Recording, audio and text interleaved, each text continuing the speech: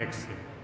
और हमें विश्वास है कि जो हरियाणा प्रदेश जिस नाम को रिकमेंड करके भेजेगा उसी की टिकट ये रिपब्लिकन पार्टी ऑफ इंडिया और इसके राष्ट्रीय अध्यक्ष प्रकाश अंबेडकर जी फाइनल करेंगे और उसी प्रत्याशी को हम चुनाव लड़ाएंगे। इस प्रक्रिया में आप सब लोगों को आह्वान है कि रिपब्लिकन पार्टी ऑफ इंडिया का परिवार और ये संगठन आप लोगों से ये आशा करता है कि जो अच्छे लोग जो लड़ने का इच्छुक हों और जो ईमानदार हों उन लोगों से लोकशाही बाबा साहब ने इस देश में स्थापित की और ये देश प्रजातंत्र हो गया। जैसे ही 26 जनवरी 1950 सब वोटर साथियों का बहुत ज़्यादा योगदान होता है। आप वोटर साथी वो काम करते हैं जो बाबा साहब ने भारत का संविधान सौंपने के बाद के ज्ञाता प्रोफेसर अजीत चहल जी आए और जोरदार तालियों से बड़े भाई का स्वागत करेंगे। प्रोफेसर अजीत चहल।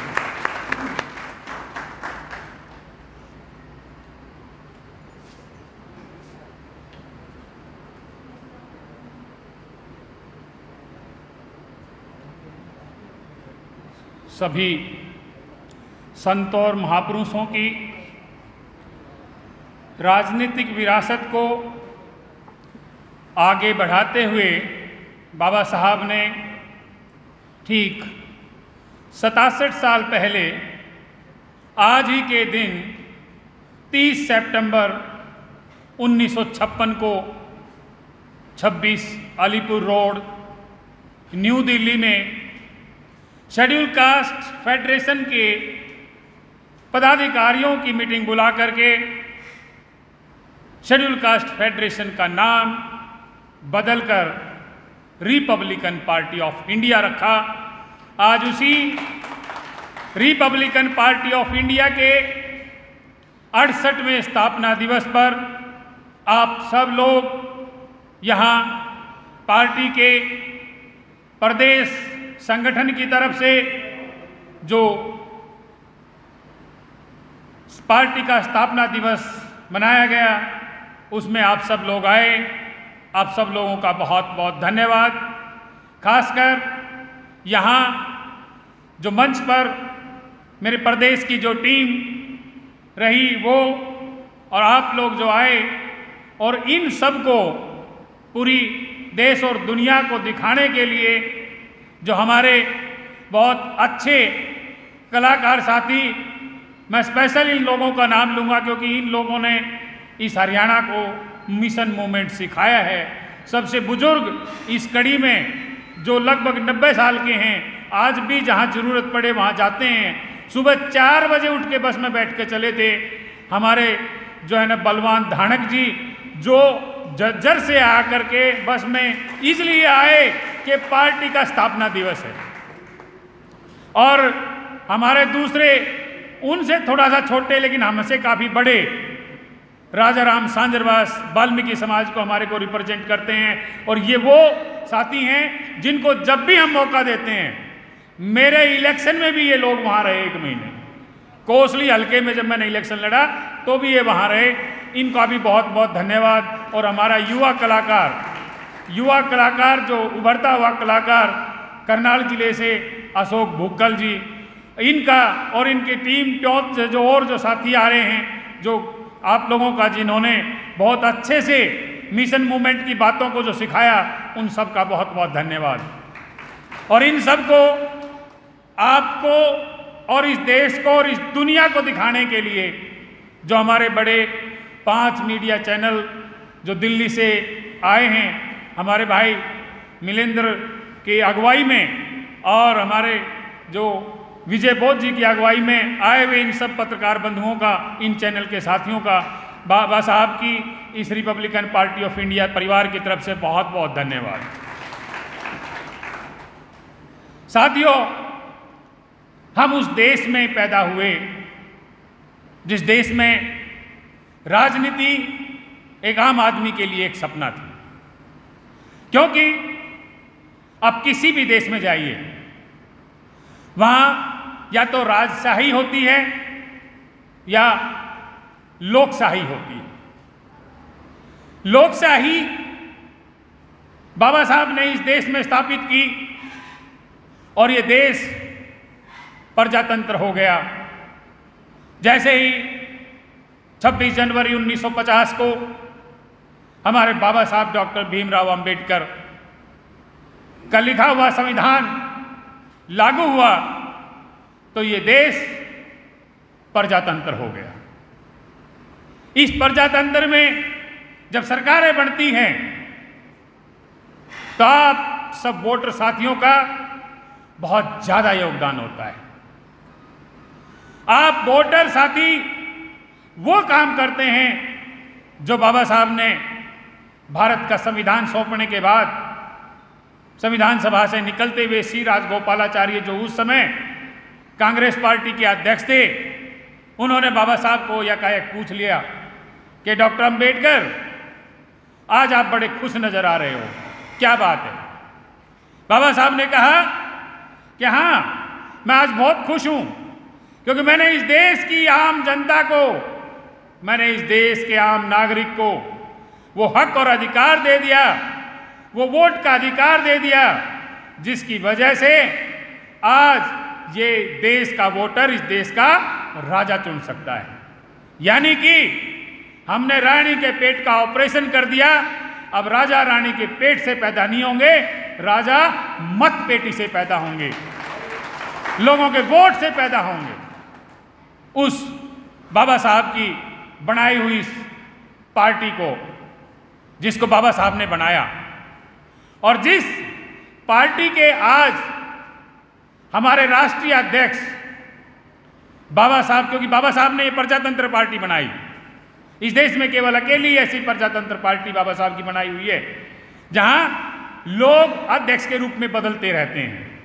नहीं तो कितनी पार्टियां आपने देखी होंगी, एक बार जो अध्यक्ष हो गया, जब तक वो इस देश से नहीं चलाया जाता, संसार से नहीं चलाया जाता, अध्यक्ष रहता है। उसके बाद दूसरा आ गया तो फिर वो अध्यक्ष रहता है और बाकी पीढ़ियां इंतजार करती रहती हैं। बाबा साहब ने ऐसी प्रजातांत्रिक पार्टी बनाई, रिपब्लिकन पार्टी ऑफ इंडिया, जिसके लगभग 17-18 अध्यक्ष अलग अलग स्टेटों से, अलग अलग जगह से रह चुके हैं। और अब वर्तमान में हमारी इस रिपब्लिकन पार्टी ऑफ इंडिया के राष्ट्रीय अध्यक्ष, भाग्यवश नहीं कहेंगे लेकिन ये प्रजातंत्र है, प्रजातंत्र की इच्छाओं के अनुरूप। ये आज एक संयोग है कि बाबा साहब की उस पार्टी के राष्ट्रीय अध्यक्ष के रूप में बाबा साहब के सगे पौत्र, बाबा साहब के बेटे हमारे आदरणीय बाला साहब एडवोकेट प्रकाश यशवंतराव अंबेडकर हैं।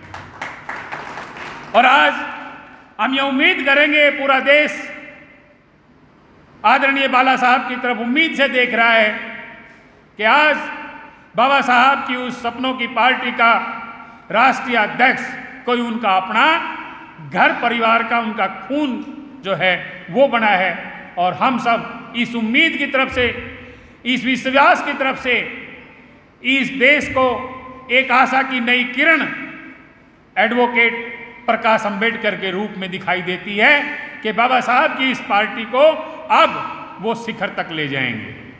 साथियों, ये पार्टी कैसे बनी, इस पार्टी का स्वरूप क्या है, उस पर बात करेंगे। लेकिन ये पार्टी आज हरियाणा में अगर ये स्थापना दिवस हम मना पाए हैं तो ये बाबा साहब डॉक्टर भीमराव अंबेडकर के पौत्र बाला साहब प्रकाश अंबेडकर की वजह से इसी भवन में, ऊपर वाले हॉल में, थोड़ा छोटा हॉल था वो, ऊपर वाले हॉल में 2 जनवरी 2023 को हमारे माननीय राष्ट्रीय अध्यक्ष प्रकाश अंबेडकर जी आए और उन्होंने कहा कि मैं जब तक जिंदा हूं बाबा साहब के कारवां को रुकने नहीं दूंगा और इसको अंजाम तक ले जाकर ही दम लूंगा।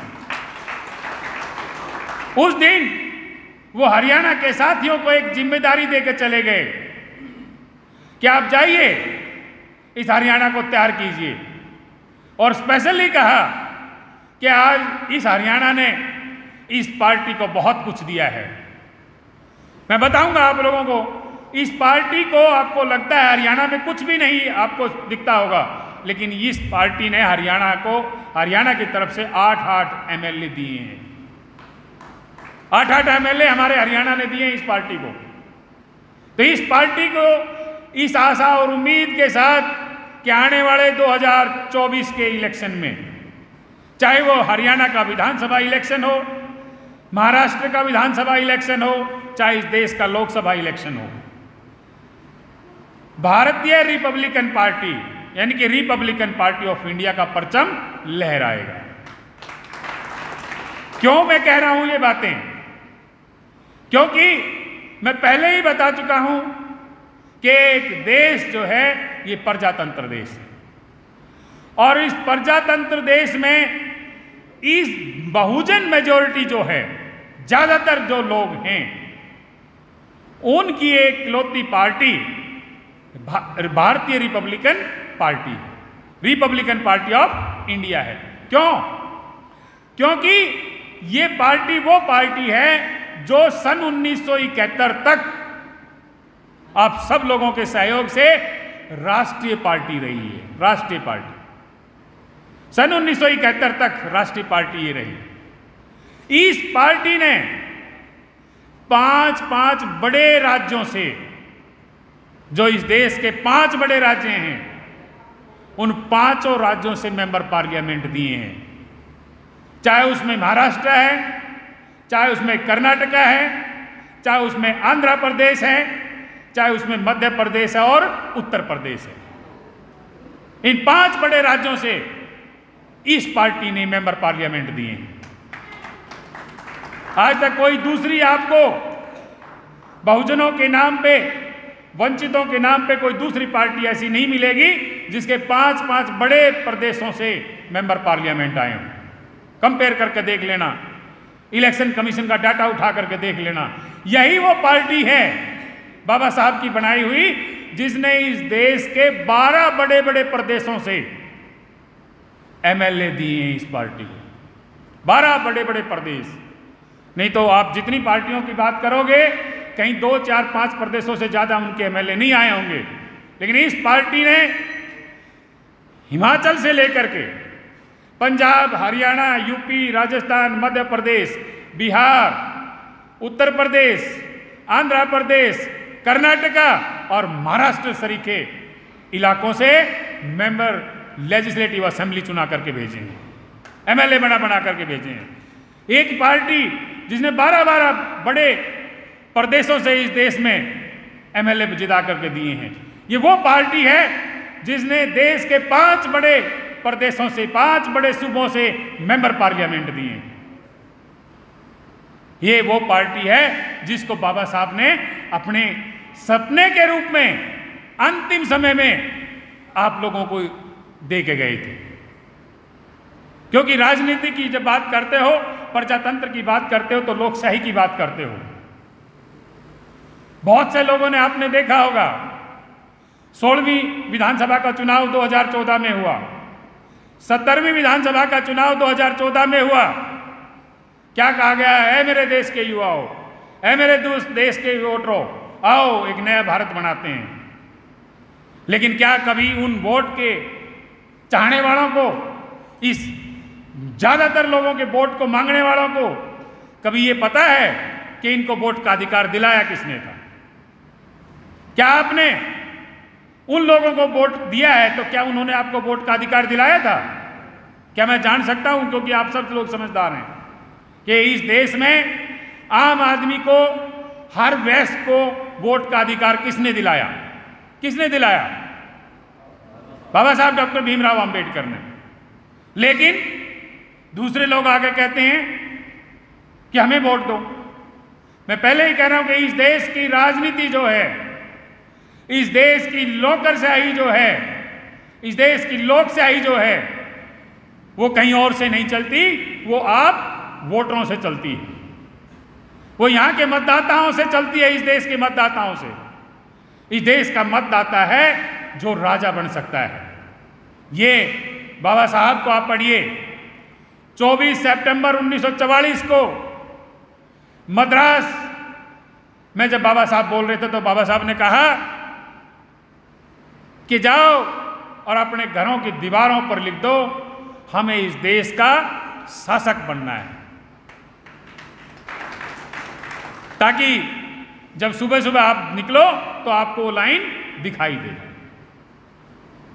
और बाबा साहब को पता था कि देश का शासक बनाने के लिए क्या चीज की आवश्यकता है, कौन सी ऐसी आधारभूत चीज है जिसके बिना देश का कोई शासक नहीं बन सकता। क्योंकि बाबा साहब का संविधान लागू है, और बाबा साहब के संविधान लागू होने के बाद में एक ही आधारभूत वस्तु है, एक ही आधारभूत चीज है, जिसको कहते हैं मत अधिकार, मताधिकार, वोट। इस वोट से देश में शासक बनते हैं। इसी आशा और विश्वास के लिए बाबा साहब ने इस भारतीय प्रजातंत्र को स्थापित करने से पहले, क्योंकि बाबा साहब को पता था कि प्रजातंत्र में विचारधाराएं राज करते हैं, व्यक्ति राज नहीं करते। व्यक्ति आते रहते हैं, जाते रहते हैं, लेकिन विचारधारा राज करती है। इस देश को 76 साल आजादी के पूरे हो चुके हैं, 77वां साल है। इस देश में आज तक इन 76 सालों में जो विचारधाराएं राज करती आई हैं, उन विचारधाराओं को आप देखिए। इस देश में 3 विचारधाराएं हैं। सबसे पहली विचारधारा है उस शख्स की दी हुई जिसका जन्म 2 अक्टूबर 1869 को हुआ, और नाम है मोहनदास करमचंद गांधी। मोहनदास करमचंद गांधी की एक विचारधारा है जिसको इस देश की कांग्रेस पार्टी और उसके अलायंस और उसके सहयोगी दलों ने सजो के रखा है। और उस पार्टी के, उस विचारधारा के साथियों ने इस देश पे 50 साल राज किया, 50 साल स्वतंत्रता प्राप्ति के बाद। एक दूसरी विचारधारा जो लगभग 20 साल बाद, महात्मा गांधी के लगभग 20 साल बाद एक शख्स पैदा होता है नागपुर में, नाम है केशव बलिराम हेगड़ेवार। केशव बलिराम हेडगेवार, उन्होंने एक विचारधारा की स्थापना की। उनकी एक अपने विचारधारा है, एक उनका संगठन है, और उस संगठन की बातें मानने वाली वो एक उनकी राजनीतिक पार्टी है, भारतीय जनता पार्टी। भारतीय जनता पार्टी और उसके सहयोगी हेडगेवार की विचारधारा पे राज करते हैं। लगभग 26 साल हो गए उनको, 9 साल अभी कंप्लीट हो गए, 10वां ये चल पड़ा। बीच बीच में अटल बिहारी वाजपेयी और दूसरे सरीखे नेता आए उस विचारधारा के, तो लगभग उन्होंने 26वां साल इस देश पे राज करते हैं।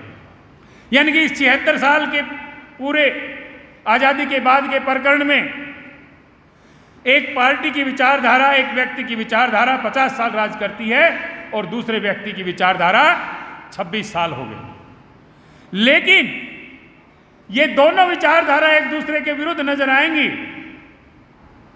लेकिन जब एक तीसरी विचारधारा की बात आती है, बाबा साहब डॉक्टर भीमराव अंबेडकर की विचारधारा की बात आती है, जो 14 अप्रैल 1891 को पैदा हुआ, और उन्होंने एक विचारधारा दी, मानवतावादी विचारधारा, समतावादी विचारधारा, बहुजनवादी विचारधारा।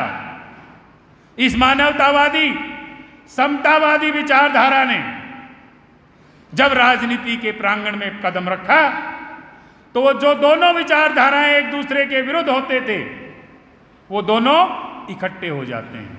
जब हमारी अंबेडकरवादी विचारधारा, मानवतावादी विचारधारा, समतामूलक विचारधारा की बात आती है, तो ये दोनों विचारधाराएं एक होकर के हमारे खिलाफ लड़ती हैं। इसी विचारधारा को आगे बढ़ाया बाबा साहब डॉक्टर भीमराव अंबेडकर ने, और जब उनको ये पता था कि इस देश में जब तक मतदाता को वोट नहीं मिलेगा, मतदाता का मतलब हर एक प्रत्येक व्यक्ति को, चाहे वो किसी जाति का हो, किसी धर्म का हो, चाहे वो आदमी हो या पुरुष हो, किसी भी वंश का हो, हर व्यक्ति को वोट का अधिकार दिवाया हमारे बाबा साहब डॉक्टर भीमराव अंबेडकर। और उन्होंने इस विचारधारा को आगे बढ़ाने के लिए 15 अगस्त 1936 को एक पॉलिटिकल पार्टी की नींव रखी और उस पार्टी का नाम था स्वतंत्र मजदूर पार्टी, इंडिपेंडेंट लेबर पार्टी। क्योंकि जो बाबा साहब के प्रयासों के बाद पूना पैक्ट के माध्यम से जो वोट का अधिकार गवर्नमेंट ऑफ इंडिया एक्ट 1935 के अधिनियम के माध्यम से जो वोट का अधिकार दिया था, उसके बाद प्रांतीय स्तर पर विधानसभाओं के पहले चुनाव इस देश में 1937 में हुए थे। उसके लिए बाबा साहब ने वो पार्टी बनाई, स्वतंत्र मजदूर पार्टी। और उस स्वतंत्र मजदूर पार्टी के बॉम्बे स्टेट होता था उस टाइम, आज महाराष्ट्र है। बॉम्बे स्टेट में उस टाइम गुजरात का भी हिस्सा था और कुछ आंध्र प्रदेश का भी हिस्सा था। वहां बॉम्बे स्टेट में बाबा साहब ने 17 एमएलए के टिकट दिए, 17 लोगों को खड़ा किया और उन 17 में से बाबा साहब की स्वतंत्र मजदूर पार्टी के पहले ही दफा 12 एमएलए जीत के आए। 12 सक्सेस देखो, सक्सेस कितना परसेंटेज है। 17 में से 12 जीते। लोगों को लगा कि ये जो मानवतावादी विचारधारा है, ये जो समतामूलक विचारधारा है, ये जो बाबा साहब की विचारधारा है, ये कारगर विचारधारा है, ये इस देश में काम करे। बाबा साहब ने इस इंडिपेंडेंट लेबर पार्टी को आगे चल के इसका नाम 19 जुलाई 1942 को नागपुर के अधिवेशन में इस पार्टी का नाम बदल के रख दिया schedule caste federation. Schedule caste federation, अनुसूचित जाति संघ। और ये अनुसूचित जाति संघ जब बना और देश का आज़ाद होना हुआ और देश की आज़ादी के बाद इस देश में जब पहला आम चुनाव लोकसभा का हुआ अक्टूबर 1951 से मई 1952 के बीच में, उस लोकसभा के पहले इलेक्शन में बाबा साहब ने शुरुआत कहाँ से की? जालंधर से। जालंधर, लुधियाना, पटियाला, महेंद्रगढ़, ये 4-5 रैलियां बाबा साहब ने लगातार ताबड़तोड़ रैली की अक्टूबर 1951 में। उनका परिणाम क्या निकला? परिणाम निकला कि बाबा साहब की बनाई हुई ये पार्टी शेड्यूल कास्ट फेडरेशन देश के पहले ही आम चुनाव में राष्ट्रीय पार्टी बन गई। पहले ही लोकसभा चुनाव में राष्ट्रीय पार्टी बनी। आप 1967 का हरियाणा विधानसभा का रिजल्ट उठा के देख लेना, यूपी विधानसभा का रिजल्ट और दूसरी विधानसभाओं का रिजल्ट उठा के देख लेना। 1967 का इलेक्शन जब हुआ था तो बाबा साहब की बनाई हुई वो पार्टी शेड्यूल कास्ट फेडरेशन, जिसका बाबा साहब ने आज से 67 साल पहले उसका नाम बदल कर रख दिया था रिपब्लिकन पार्टी ऑफ इंडिया। ये रिपब्लिकन पार्टी ऑफ इंडिया 1967 का लोकसभा का चुनाव, विधानसभा का चुनाव निकाल करके देख लेना, राष्ट्रीय पार्टी के रूप में दर्ज है, राष्ट्रीय पार्टी के। यानी कि 1971 तक ये पार्टी रही राष्ट्रीय पार्टी। और वो राष्ट्रीय पार्टी जिसने 12-12 प्रदेशों से एमएलए दिए और इस देश के 5 बड़े सूबों से, 5 बड़े प्रदेशों से मेंबर पार्लियामेंट दिए। उस राष्ट्रीय पार्टी को बाबा साहब ने जो बनाया शेड्यूल कास्ट फेडरेशन, बाबा साहब ने अपने अंतिम श्वास लेने से पहले 2 महीने और 5 दिन पहले अपने अनुयायियों की मीटिंग बुलाई 26 अलीपुर रोड, नई दिल्ली, जो बाबा साहब का उस समय निवास स्थान था। हमारे साथी, हमारे छोटे भाई, हमारे अजीज विजय बोध जी बैठे हैं। इन्होंने उस 26 अलीपुर रोड के लिए इतनी लड़ाइयाँ लड़ी हैं, उस 26 अलीपुर रोड को आप लोगों के लिए खुलवाया था। उसी 26 अलीपुर रोड पर बाबा साहब ने शेड्यूल कास्ट फेडरेशन के पदाधिकारियों की मीटिंग बुलाई और इस पार्टी के बारे में कहा कि अब देश आज़ाद हो चुका है तो किसी जाति के नाम पे या किसी अनुसूचित संघ के नाम पे पार्टी नहीं चलेगी। अब इस पार्टी का नाम हम बदल रहे हैं और नाम बदल के रख दिया रिपब्लिकन पार्टी ऑफ इंडिया। इस रिपब्लिकन पार्टी ऑफ इंडिया का आज हम 68वां स्थापना दिवस मना रहे हैं।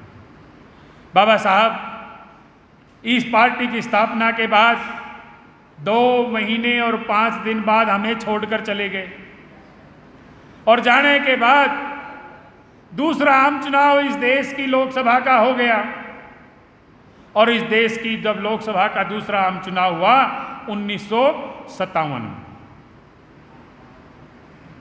पार्टी का नाम रिपब्लिकन पार्टी ऑफ इंडिया बाबा साहब ने रख दिया था, लेकिन चुनावी प्रक्रिया में टाइम लगता है, नाम चेंज होने में टाइम लगता है। तो दूसरी लोकसभा का चुनाव और दूसरे लोकसभा के चुनाव पे जितने राज्यों विधानसभाओं के चुनाव थे वो शेड्यूल कास्ट फेडरेशन के नाम से ही दर्ज हैं इलेक्शन कमीशन के साइट पे। 6 मेंबर पार्लियामेंट जीते इस शेड्यूल कास्ट फेडरेशन के दूसरे आम चुनाव में। पहले में 2 जीते थे और वोट बैंक कितना आ गया था, राष्ट्रीय पार्टी बनी। दूसरे आम चुनाव में इसके 6 मेंबर पार्लियामेंट बने। और मैं फक्र से कहता हूं कि जब बाबा साहब की बनाई हुई पार्टी को महाराष्ट्र राज्य के बाद, बॉम्बे स्टेट के बाद अगर किसी राज्य ने बहुत ज्यादा अच्छा परिणाम दिया वो राज्य आपका है हरियाणा। आप लोगों को लगता है कि हरियाणा में तो ये पार्टी बहुत नहीं है, नाम ही नहीं सुना है। इलेक्शन कमीशन का डाटा उठा करके देखो, 1957 का हरियाणा का जो इलेक्शन हुआ था, क्योंकि 1 नवंबर 1966 को हम पंजाब से अलग हुए थे, उस समय इसका नाम था पंजाब। पंजाब विधानसभा 1967 का चुनाव का रिजल्ट निकाल के देखो, 5 एमएलए इस पार्टी के शेड्यूल कास्ट फेडरेशन के 5 एमएलए जीते थे। एक जो आज पंजाब है वहां से, होशियारपुर से, और 4 आपके इस हरियाणा की धरती से।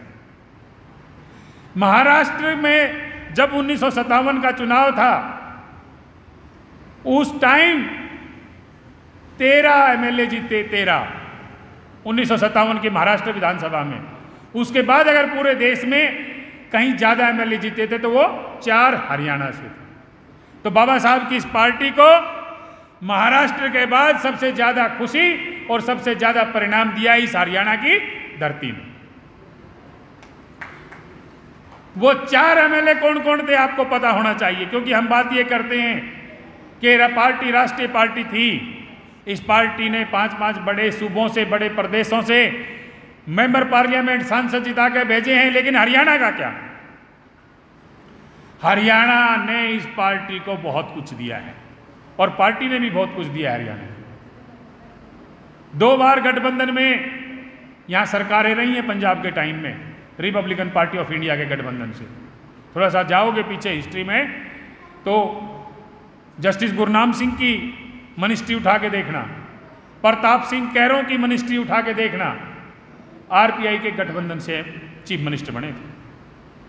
तो 1957 में 4 एमएलए हमारे हरियाणा के जो थे, जींद जो एरिया है, जींद उस समय रिजर्व हल्का था और रिजर्व हल्के से 2-2 एमएलए बनते थे, क्योंकि 1962 तक इस देश में व्यवस्था रही है कि रिजर्व हल्कों से 2-2 एमएलए बनते थे। एक शेड्यूल ट्राइब का बना था और एक शेड्यूल कास्ट का जींद से। शेड्यूल ट्राइब से जो एमएलए बने थे 1957 में, क्योंकि जो हिमाचल का कुछ एरिया जो था, साउथ हिमाचल का, उसमें हरियाणा और पंजाब था, तो इसलिए एसटी की रिजर्वेशन भी यहाँ थी उस time. Inder Singh schedule tribe से कहाँ से जीते? जींद से, शेड्यूल कास्ट फेडरेशन से। दूसरा भाग सिंह पुंडरी से, भाग सिंह पुंडरी से। तीसरा राजौंद आपके नजदीक है, बाड़ूराम। और चौथा जींद से ही भलाराम। कभी नरवाणा से और इधर जाओगे ना सुरेवाड़ा चौक की तरफ, नरवाणा से सिरसा जाओगे तो गांव पड़ता है दनौदा, दनौदा के थे भलाराम। ये 4 एमएलए इस पार्टी ने दिए। महाराष्ट्र में 13 दिए और हरियाणा ने 4 दिए।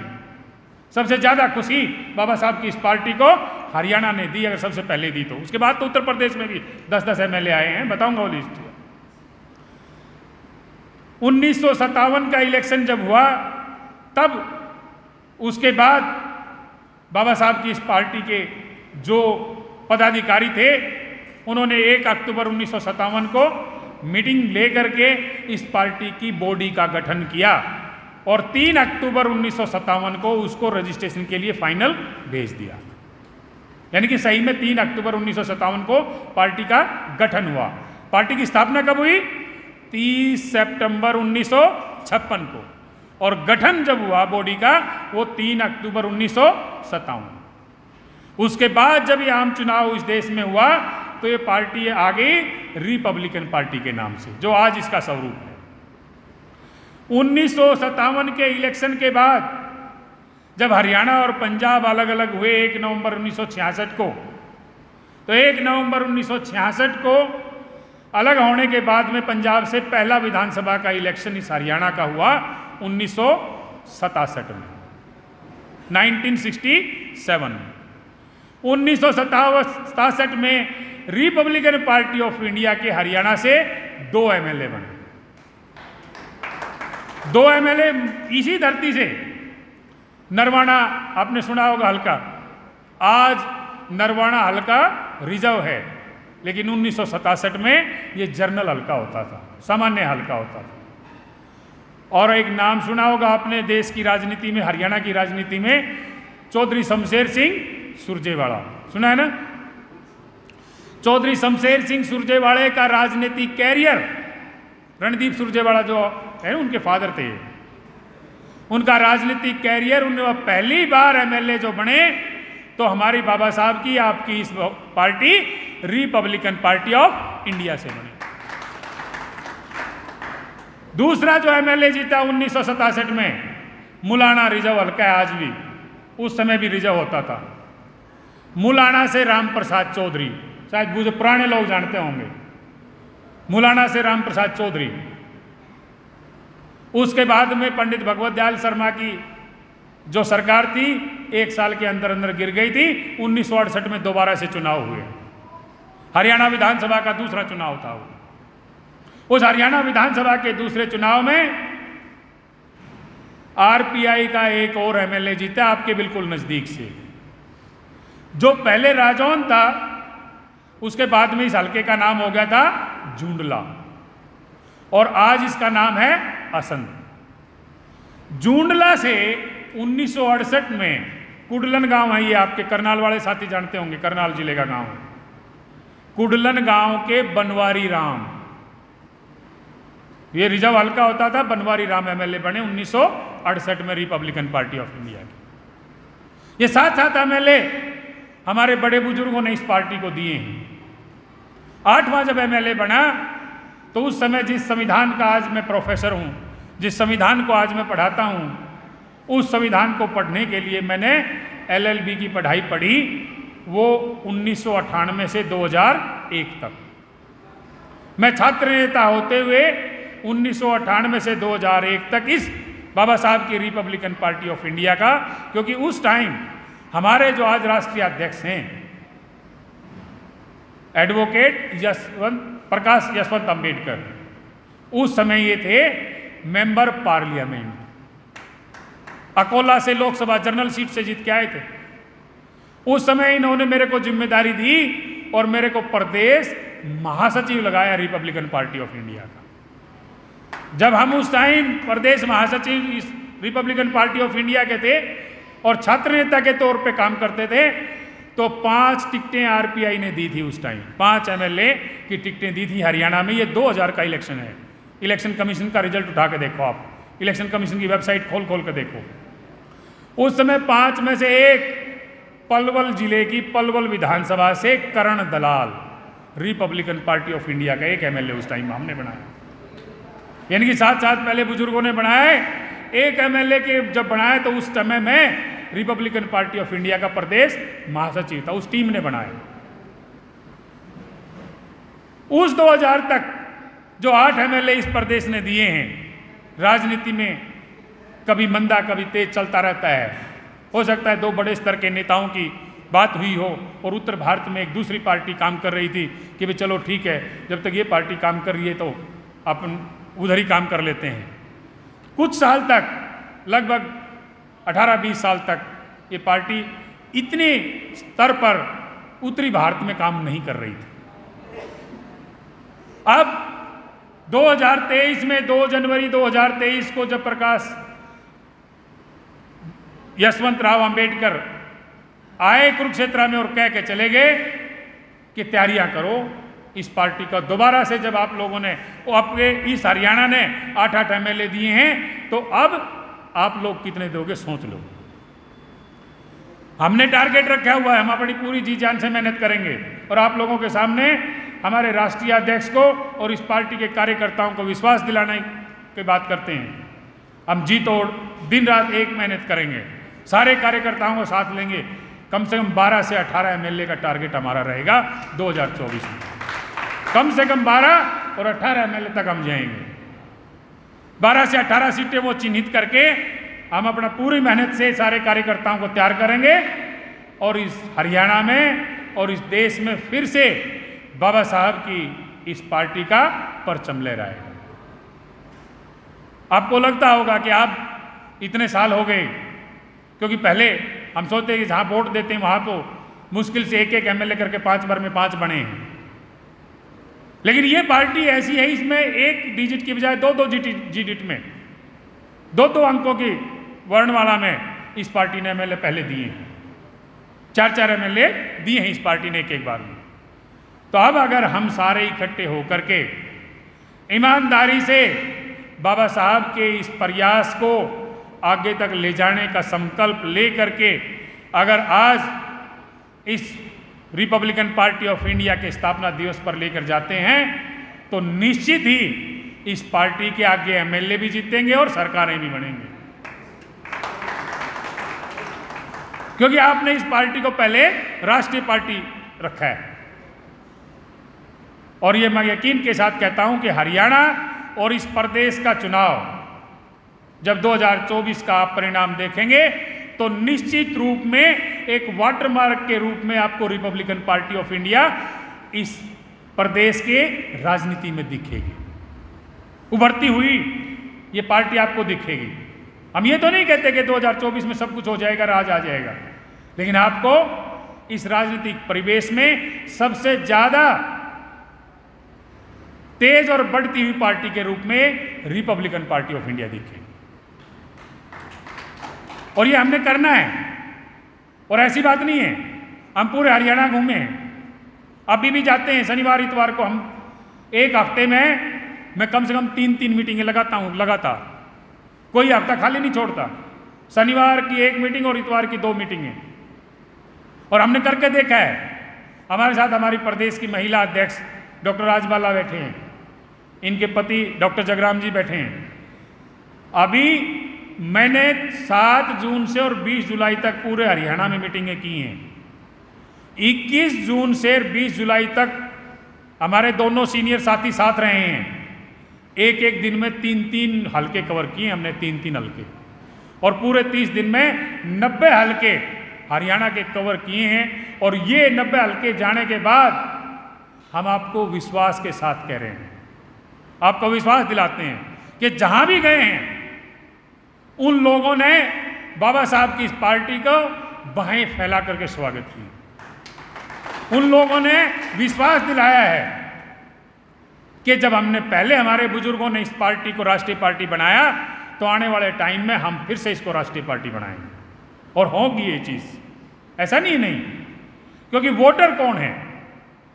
वोटर मैंने कहा कि 3 प्रकार की विचारधाराएं देश में हैं, और ज्यादातर लोग बाबा साहब की मानवतावादी विचारधारा, समतामूलक विचारधारा के साथी हैं।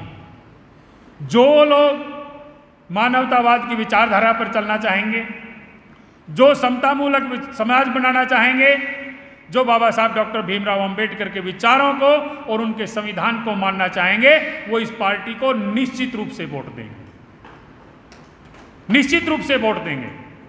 क्योंकि आप उन दो विचारधाराओं में जा सकते हैं क्या? क्या कांग्रेस और उसकी सहयोगी पार्टियों की विचारधारा में आप जा सकते हैं? क्या बीजेपी और उसके सहयोगी की विचारधाराओं में जा सकते हैं? तो विचारधारा कौन सी बची है आपके पास? बाबा साहब डॉक्टर भीमराव अंबेडकर की। बाबा साहब डॉक्टर भीमराव अंबेडकर की विचारधारा बनी, जिसकी वजह से आज हमारा अस्तित्व हो। अगर आप राजा राम सांजरवास जी गाना गा रहे थे, पहले हम अनपढ़ थे, अब जेंटल हैं। पहले मूर्ख थे, अब डॉक्टर हैं। किसने बनाया ये जेंटल? किसने बनाया डॉक्टर प्रोफेसर? किसने बनाया एमपी एमएलए? है आपके पास कोई जवाब?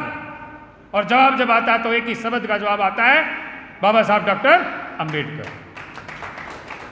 बाबा साहब डॉक्टर अंबेडकर ने सब कुछ दिया है, और उन्होंने अपना घर देखा नहीं, परिवार देखा नहीं, सारे का सारा जीवन इस मानवतावादी विचारधारा के लगा दिया, इस समतामूलक समाज बनाने में लगा दिया।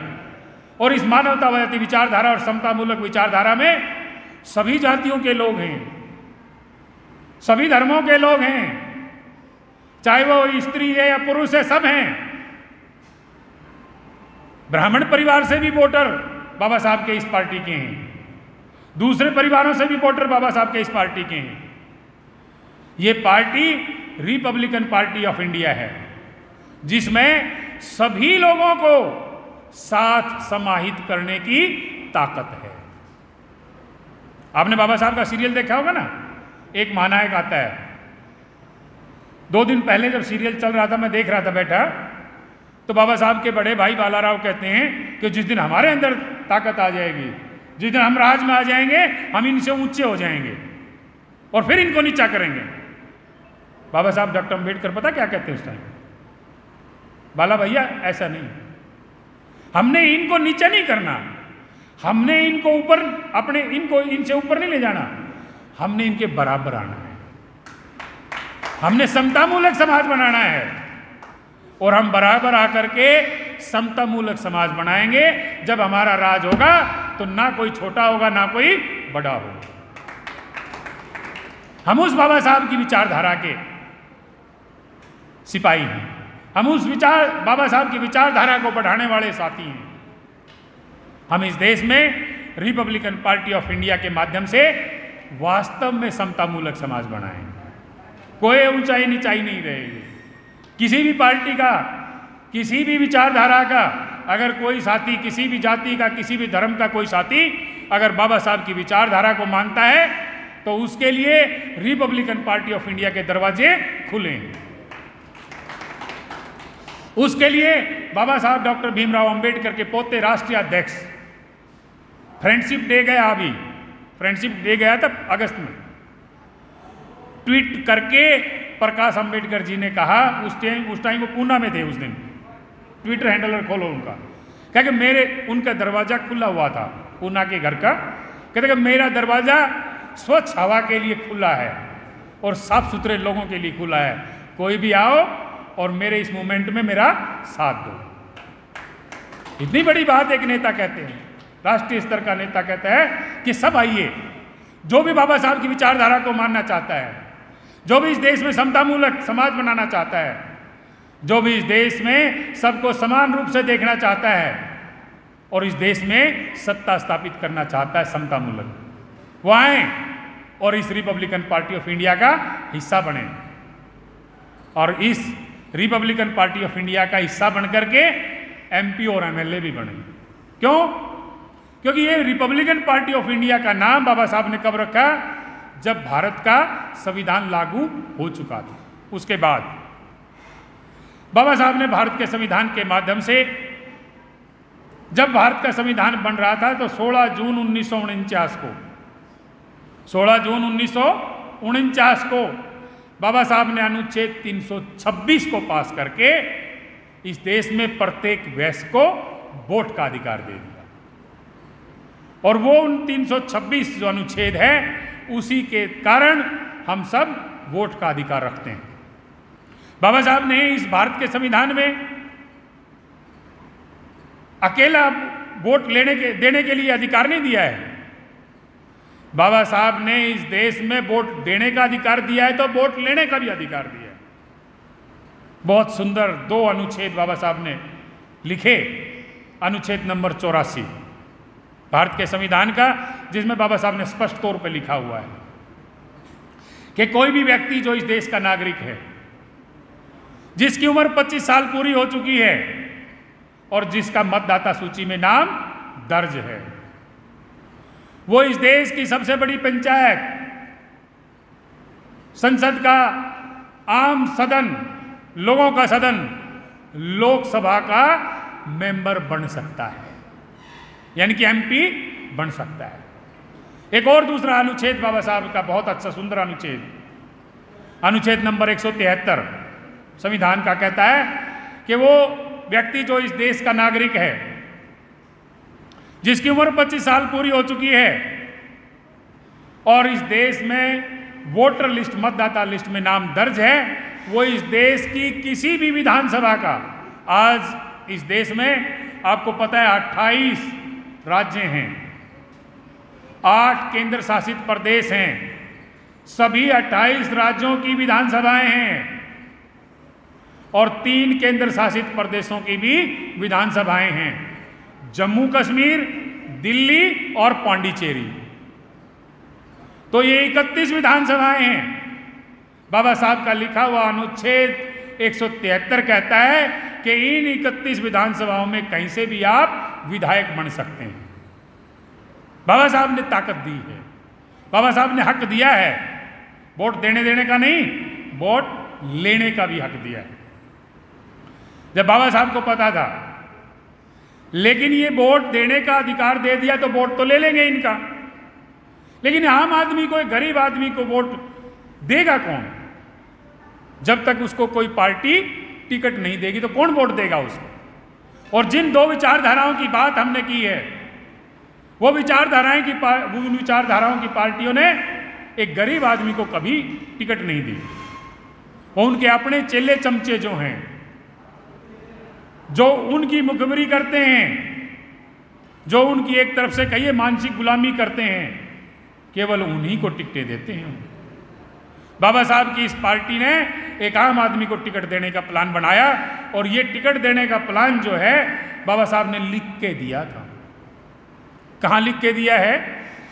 बाबा साहब के राइटिंग एंड स्पीचेस के वॉल्यूम नंबर 1 पे जब आप जाओगे, स्टेट्स एंड माइनॉरिटी के चैप्टर को पढ़ोगे, किताब को पढ़ोगे, तो उसमें ओरिजिनल पूना पैक्ट का टेक्स्ट लिखा हुआ है। पूना पैक्ट की नाम सुनते हो? पूना पैक्ट सुना होगा। पूना पैक्ट 1 पेज का पूना पैक्ट है, 9 पॉइंट हैं। पॉइंट नंबर 2 में बहुत क्लियर लिखा है बाबा साहब ने कि इस देश की प्रांतीय विधानसभाओं के या केंद्रीय सभा के जब इलेक्शन होंगे तो जो रिजर्व हलके हैं, जो आरक्षित हलके हैं, उन हलकों के मतदाता, यानी कि उन हलकों के आरक्षित मतदाता इलेक्शन से पहले वोट डालेंगे और वोट डाल के 4 आदमियों का पैनल तैयार करेंगे।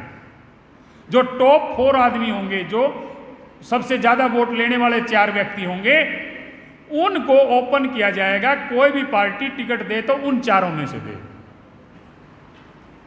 सीधी सी बात है कि वो 4 समाज के रिप्रेजेंटेटिव होंगे, फिर वो पार्टी के रिप्रेजेंटेटिव होंगे, तो वो समाज का काम ज्यादा करेंगे। लेकिन ये व्यवस्था इस देश में बदल दी है। ये व्यवस्था केवल बाबा साहब की party Republican party of India में आज भी है। मैं आपको एक इंस्टेंस बताता हूं, उदाहरण, ज्वलंत उदाहरण है। नवंबर 2022 का आदमपुर उपचुनाव आया था। प्रकाश अंबेडकर जी ने फोन करके कहा कि चाहल, वो चहल नहीं बोलते, चाहल बोलते हैं मेरे को, चाहल, मैं कहा सर, आदमपुर का उपचुनाव है। तो क्या है? आदमपुर में हमने प्रत्याशी लड़ाना है, टिकट देनी है, लेकिन टिकट आप किसको दोगे उसकी शर्त है। क्या शर्त है? कि आदमपुर हलके के जितने भी बूथ हैं, जितने भी गांव हैं, लगभग 52-53 गांव थे। हर गांव से 5-5 आदमी बैठ के जब एक जगह ये कह दें कि इस व्यक्ति को हम वोट देना चाहते हैं, उसी व्यक्ति को इस रिपब्लिकन पार्टी ऑफ इंडिया की टिकट दे देना। मैं आपको यकीन के साथ दिलाता हूं, हमारे साथी बैठे हैं हमारे साथ, हमने 16-17 दिन लगातार राउंड लगाए। हम ऑफिस आवर्स के बाद निकलते थे यहाँ से, लेट रात तक पहुँचते थे।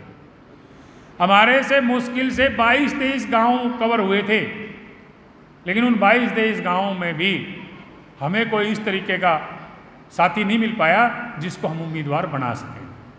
1-2 साथियों से बात की, लेकिन बात वही अटती थी कि भाई चलो लड़ा तो देंगे, लेकिन बाबा साहब की पार्टी की विचारधारा जो है कि जिसको लोग कहें उसको टिकट देंगे। कोशिश भी की, लेकिन हम उम्मीदवार नहीं लड़ा पाए। क्यों? क्योंकि एक तो कोशिश करें चलो लड़ा देते हैं, एक एंट्री हो जाएगी, हरियाणा के राजनीतिक परिवेश में एंट्री हो जाएगी, लेकिन दूसरा ऊपर ये भी था कि वो शर्त भी याद थी। हरियाणा में रिपब्लिकन पार्टी ऑफ इंडिया 90 की 90 विधानसभा पे चुनाव लड़ेगी, 10 के 10 लोकसभाओं पे चुनाव लड़ेगी, और चुनाव में प्रत्याशी उतारने का तरीका वही है जो बाबा साहब डॉक्टर भीमराव अंबेडकर का था, वही एडवोकेट प्रकाश अंबेडकर का। जिसको विधानसभा के लोग कहेंगे उसको टिकट दी जाएगी। 10 लोकसभा के चुनाव हरियाणा किसे आप करते 10 लोगों का चुनाव प्रक्रिया, लगभग ये मानो देश चुनावी मोड में आ चुका है। प्रकाश अंबेडकर जी ने 2 दिन पहले ही महाराष्ट्र की 48 सीटों पर चुनाव लड़ने की घोषणा कर दी है। 48 लोकसभा के चुनाव सारे के सारे लड़ने हैं। अगर कोई आगे जाकर कोई राजनीतिक उलटफेर नहीं होता है तो 48 के 48। हरियाणा से भी, क्योंकि महाराष्ट्र के बाद सबसे ज़्यादा परिणाम अच्छा हरियाणा ने ही दिया था सबसे पहले। हरियाणा से भी 10 की 10 लोकसभा के चुनाव में उम्मीदवार रिपब्लिकन पार्टी ऑफ इंडिया उतारेगी, और उतारे की शर्त वही है जिसको लोग कहेंगे उसको टिकट देंगे। इसी कड़ी में हम जो है ना, इस प्रोग्राम के बाद, स्थापना दिवस मनाने के बाद 10 की 10 लोकसभाओं के कार्यक्रम आयोजित करने का पूरा हमारा प्लान बन चुका है। डेट हम 1-2 दिन में डिक्लेयर कर देंगे कि किस लोकसभा में किस दिन मीटिंग होगी, और उन मीटिंगों में जिनको लोग कहेंगे कि भाई इस व्यक्ति को टिकट देनी चाहिए, उसी व्यक्ति की टिकट की हम अनुशंसा करेंगे हमारे राष्ट्रीय अध्यक्ष से।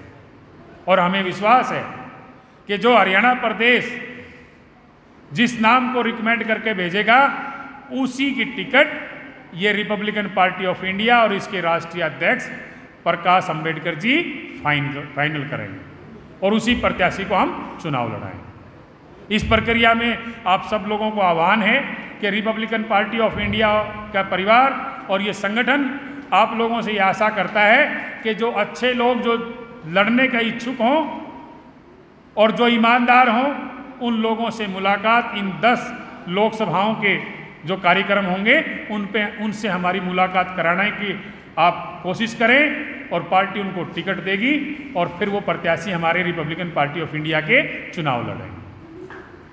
क्यों?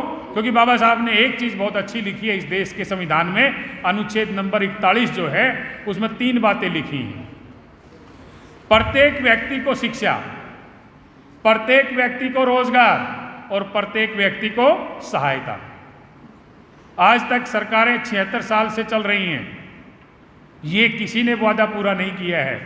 ये बाबा साहब के संविधान का अनुच्छेद 41 का वादा है।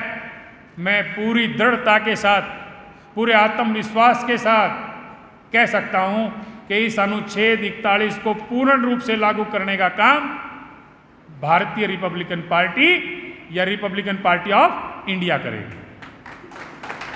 हर व्यक्ति को रोजगार दिया जाएगा, हर व्यक्ति को शिक्षा दी जाएगी, हर कमजोर व्यक्ति को सहायता दी जाएगी। इसी आशा और विश्वास के साथ, क्योंकि सुबह से कार्यक्रम चला हुआ है, हम सारे साथी काफ़ी देर से हम बैठे हैं, और क्योंकि ये जो चीज़ें हैं काफ़ी समय से हमारे कलाकार साथियों ने भी लगभग जो योगदान जो दिया है, मैं कहता हूँ अनुकरणीय है। धन्यवाद के पात्र हैं हमारे ये कलाकार और ये हमारे मीडिया के साथी। और ये रिपब्लिकन पार्टी ऑफ इंडिया आप लोगों को आश्वासन दिलाती है कि अगर आप हमारा ऐसे ही साथ देते रहे तो अभी अभी जो लोकसभा में बिल आया था, महिला सशक्तिकरण का बिल, जिसमें 33% महिलाओं को हिस्सेदारी देने की बात की गई, वो भी 2034 से। रिपब्लिकन पार्टी ऑफ इंडिया आदरणीय बाला साहब एडवोकेट प्रकाश यशवंतराव अंबेडकर के आदेश के अनुसार इस हरियाणा के 50% सीटें महिलाओं को देगी और 50% उसमें से युवा होंगे, चाहे जेंट्स हो या चाहे लेडीज हो। यूथ भी 50% लिए जाएंगे और महिलाओं को भी 50% सम्मान दिया जाएगा। 33 नहीं, जब आधी आबादी है बराबर है तो पूरा 50%। कोई व्यक्ति किसी ऐसे साथी को, युवा को, किसी महिला को जो जिम्मेदारी के साथ इस देश की रिपब्लिकन पार्टी ऑफ इंडिया की हरियाणा इकाई का साथ देना चाहते हों, उनको इस पार्टी के संगठन से रूबरू कराइए और आइए मिलकर के एक बार फिर बाबा साहब की इस पार्टी को राष्ट्रीय पार्टी बनाने का संकल्प लेते हैं। और इसी आशा और विश्वास के साथ कि आप लोग जब पिछले जनवरी से लगभग 9 महीने हो गए हमें चलते हुए, इतना विश्वास और सहयोग मिला है, तो ये सहयोग आगे भी मिलता रहेगा और आने वाले समय में रिपब्लिकन पार्टी ऑफ इंडिया को राष्ट्रीय पार्टी बनाएंगे और इस प्रदेश में और देश में भी रिपब्लिकन पार्टी ऑफ इंडिया की सरकारें बनाएंगे। इसी आशा और विश्वास के साथ आप लोगों को एक बार फिर से बहुत बहुत धन्यवाद, क्योंकि काफ़ी देर आपने जो है ना प्रोग्राम में बैठे हो लिए, और आप सबका, वोटर साथियों का, पदाधिकारी साथियों का, महिलाओं का, युवाओं का, हमारे गाने वाले साथी कलाकार साथियों का और हमारी बात करोड़ों लोगों तक पहुंचाने वाले इस मीडिया चैनल हाउसेस का एक बार फिर से बहुत बहुत धन्यवाद। सभी को जय भीम, जय भारत, नमो बुद्धाय। बहुत बहुत साधुवाद।